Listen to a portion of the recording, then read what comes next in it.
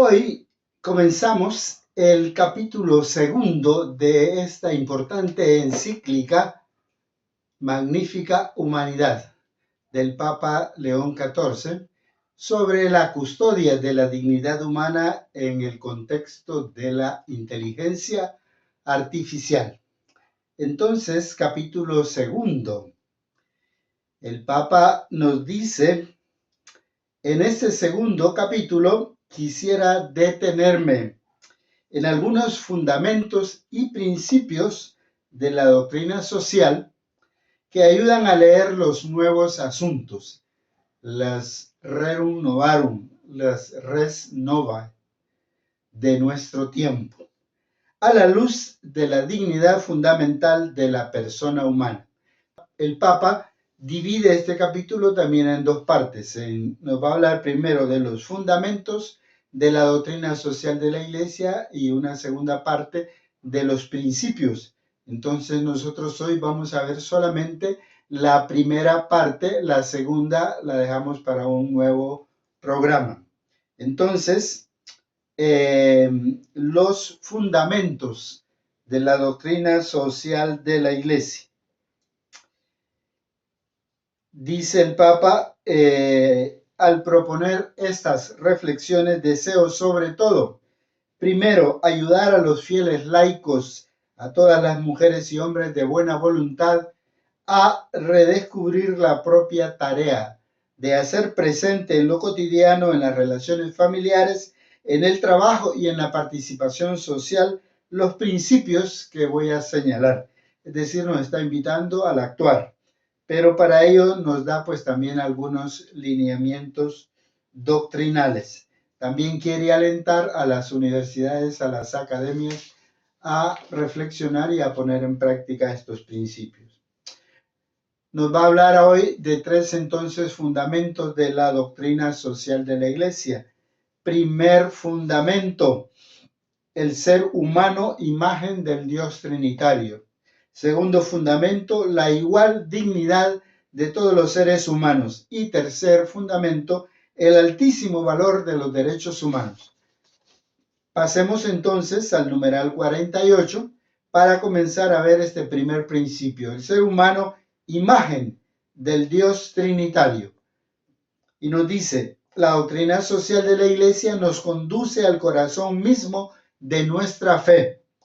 El misterio del Dios viviente revelado en Jesucristo, como comunión de personas, Padre, Hijo y Espíritu Santo, amor en relación que se da recíprocamente y se comunica al mundo.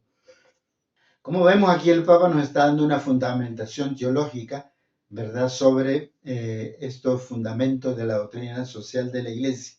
El ser humano, imagen del Dios Trinitario. Si el misterio de Dios es la fuente de la doctrina social, su rostro más concreto lo contemplamos en Jesucristo, Verbo encarnado haciéndose hombre. El Hijo de Dios entra en la historia y en nuestra carne, trayéndonos el amor que lo une al Padre y al Espíritu Santo. Quien cree en él está involucrado en la gran obra de renovación inaugurada por el misterio de su pasión, muerte y resurrección. Coopera en la edificación del reino de Dios, aprendiendo a acoger a toda mujer como hermana, a todo hombre como hermano, hijos de un mismo Padre. Así, tanto el anuncio como la experiencia cristiana, guiados por el Espíritu Santo, tienden a generar en el mundo consecuencias sociales. Este tema de el ser humano, imagen del Dios Trinitario, imagen de Dios, ¿verdad?, es un tema recurrente en Monseñor Romero. Él nos explica también esta experiencia humana que vivimos al sentirnos, al considerarnos hijos, imagen del Dios Trinitario. Escuchémosle. Todo es poco para aquello que es una imagen de Dios que eres tú. Eres imagen de Dios. Tienes mucho de infinito, mucho de inconmensurable. Eres grande, no hay duda. Cada uno de nosotros tiene su grandeza. No sería Dios mi autor si yo fuera una cosa inservible, porque somos criaturas de Dios y Dios ha hecho derroche de maravillas en cada hombre. Por eso la Iglesia aprecia al hombre y lucha por sus derechos, por su libertad, por su dignidad. Esto es auténtica lucha de Iglesia, y mientras se atropellen los derechos humanos, mientras haya capturas arbitrarias, mientras haya torturas, la Iglesia se siente perseguida, se siente molesta, porque la Iglesia aprecia al hombre y no puede tolerar que una imagen de Dios sea pisoteada por otro que se embrutece pisoteando a otro hombre. La Iglesia quiere precisamente hermosear esa imagen, y por eso les digo, cuanto más imagines tu capacidad intelectual, volitiva, de organización, de hermosura, etcétera, llega un momento en que tú dices, pero todo esto tiene término. Y en ese momento en que tú comprendes tu limitación, sabes que queda algo más allá de ti, ya estás orando. Segundo fundamento de la doctrina social de la Iglesia: la igual dignidad de todos los seres humanos. Numeral 54. El Papa Juan Pablo II afirmaba que el sentido más profundo de la dignidad de la persona humana y de su dignidad, así como el respeto debido al camino de la conciencia, es ciertamente una adquisición positiva de la cultura moderna. Es importante vigilar para que este crecimiento en la conciencia de la dignidad humana, el crecimiento de que somos iguales, ¿verdad? Que hay una igual dignidad en todos, que esta conciencia no sea ofuscada bajo la presión de ideologías o de determinados intereses de gran poder en el mundo de hoy. Entre estas ideologías, considero particularmente insidiosa la que sugiere que toda persona deba ganarse o justificar su propio valor hasta el punto de atribuir mayor valía a quienes son más eficaces y productivos. En semejante perspectiva, la persona termina reduciéndose a un medio para obtener resultados, a un recurso para ser usado y explotado. No es reconocida como fin en sí misma. Pero el valor de la persona no depende de lo que realiza o produce, dice el Papa. Existen derechos que corresponden a todos por el mero hecho de ser personas. Ningún poder humano puede legítimamente negarlos o limitarlos arbitrariamente. Y pues vayamos en nuestra reflexión personal comunitaria, cómo estamos a nuestro alrededor. Si a nuestro alrededor se considera esto de que para justificar su propio valor cada persona tiene que ver si es eficiente y si es productiva, ¿verdad? O si, por el contrario, existen derechos que corresponden a todos por el mero hecho de ser personas. Ningún poder humano puede legitimarlos, negarlos, limitarlos. En nuestro medio hay poderes humanos que niegan o que limitan arbitrariamente los derechos humanos. Y ahora el Papa, a partir del numeral 52, nos va a hablar de la dignidad a diversos niveles. Dice, existe una dignidad moral, una dignidad social, una dignidad existencial. Pero más allá de estos significados hay un nivel más profundo, el más importante, que es la dignidad humana ontológica. Es la dignidad que pertenece a todo ser humano simplemente por el hecho de existir, de haber sido querido, creado y amado por Dios.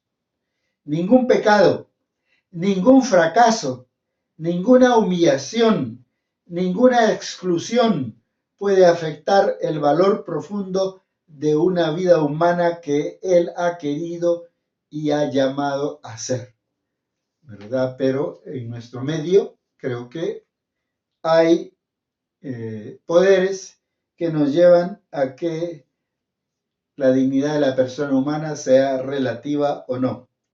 Por lo tanto, numeral 53, la dignidad fundamental de cada persona no se adquiere, no debe ganarse, ni necesita ser demostrada. Es inherente a la persona por el simple hecho de ser persona.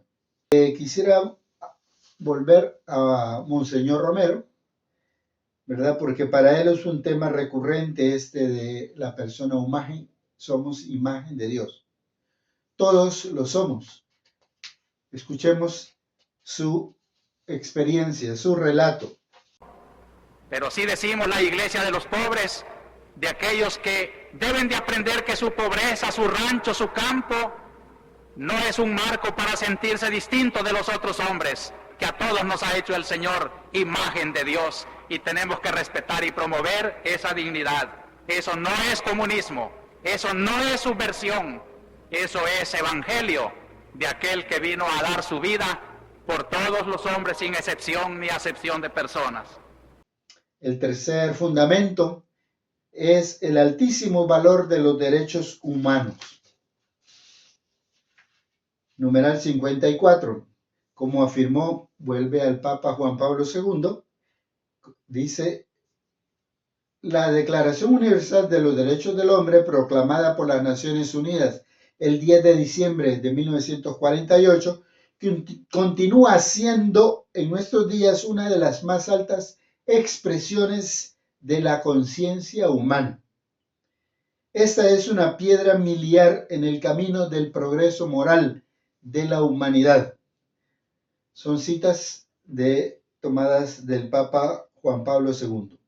Por eso, en la perspectiva cristiana, los derechos humanos no son un añadido externo a la persona, sino una traducción histórica de su dignidad intrínseca, que la comunidad internacional está llamada a tutelar y promover.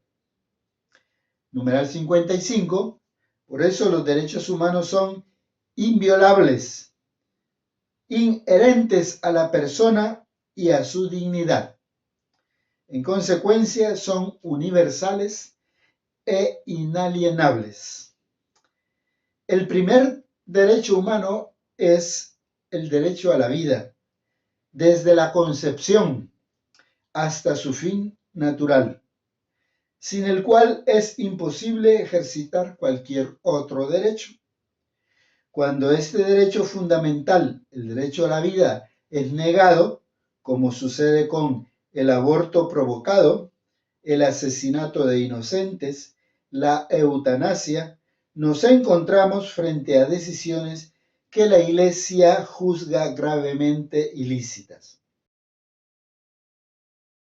Nada hay tan importante para la Iglesia como la vida humana, como la persona humana, sobre todo la persona de los pobres y oprimidos, que además de ser seres humanos son también seres divinos, por cuanto en ellos dijo Jesús que todo lo que con ellos se hace, Él lo recibe como hecho a Él.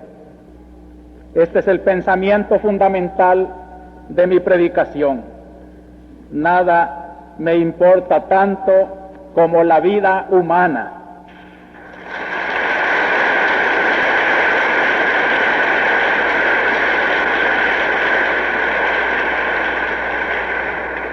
Es algo tan serio y tan profundo, más que la violación de cualquier otro derecho humano, porque es vida de los hijos de Dios y porque esa sangre no hace sino negar el amor, despertar nuevos odios, hacer imposible la reconciliación y la paz. Y ahora viene un ver hacia nuestro tiempo. Dice, no podemos ignorar que la tutela de los derechos humanos hoy está expuesta a dos riesgos particularmente graves. Primer riesgo, el de una declaración puramente formal, mientras que junto con el progreso tecnológico avanzan de manera disimulada o evidente violaciones de la dignidad humana. ¿Verdad? A nuestro alrededor hay así declaraciones puramente formales. Segundo riesgo, el de no poder reconocer el fundamento de su universalidad. ¿Verdad? La dignidad humana y los derechos humanos son universales. Si este trabajo de búsqueda de la universalidad de los derechos humanos fuera abandonado, podría suceder que derechos hoy considerados intocables, en el futuro terminaran siendo cuestionados o negados por quienes ostentan el poder. Quizá después de haber obtenido un consenso solo aparente por parte de poblaciones aterrorizadas o manipuladas.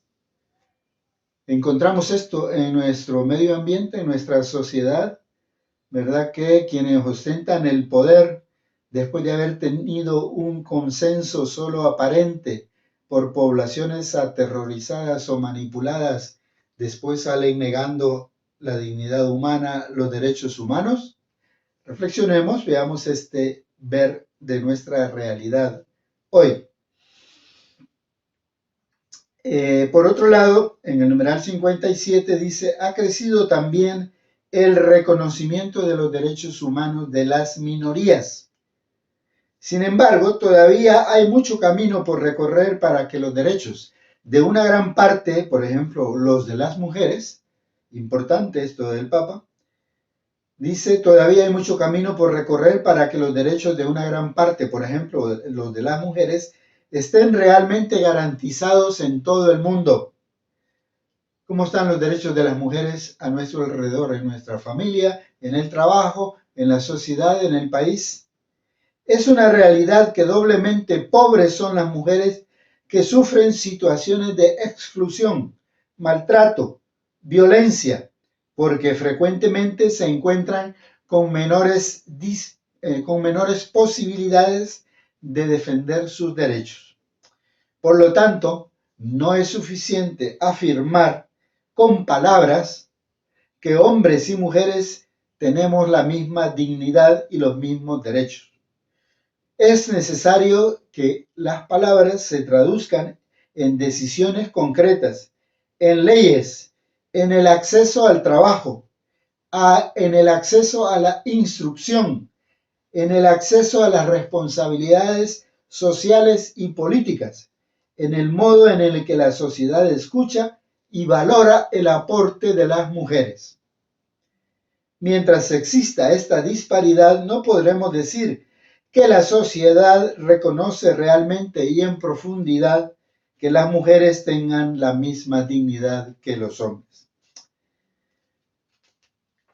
Como decíamos, estos temas son importantes, estos principios, estos fundamentos de la doctrina social de la Iglesia, y nos llevan entonces a cuestionarnos y a reflexionar, ¿verdad? Recordemos, primer fundamento, el ser humano es imagen del Dios Trinitario. Segundo fundamento, la igual dignidad de todos los seres humanos. Y tercer fundamento, el altísimo valor de los derechos humanos. Monseñor Romero era fiel seguidor de las enseñanzas y de la doctrina social de la Iglesia y nos presenta esta exigencia. La Iglesia tiene que defender los derechos humanos, los derechos de la persona humana. ¿Por qué? Escuchémoslo.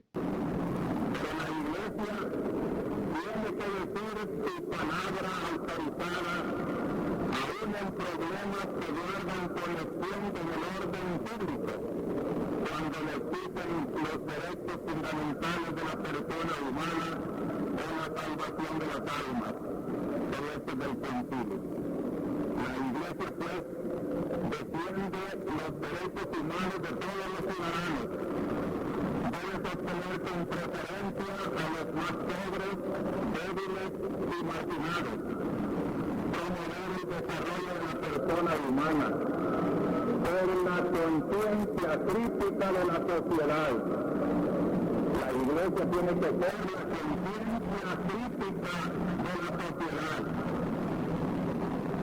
Formar también la conciencia cristiana de los creyentes y trabajar con la causa de la justicia y de la paz. Una iglesia que no cumpla esta finalidad con claridad no es la verdadera iglesia del Evangelio. Y cumplir esta finalidad no es meterse en política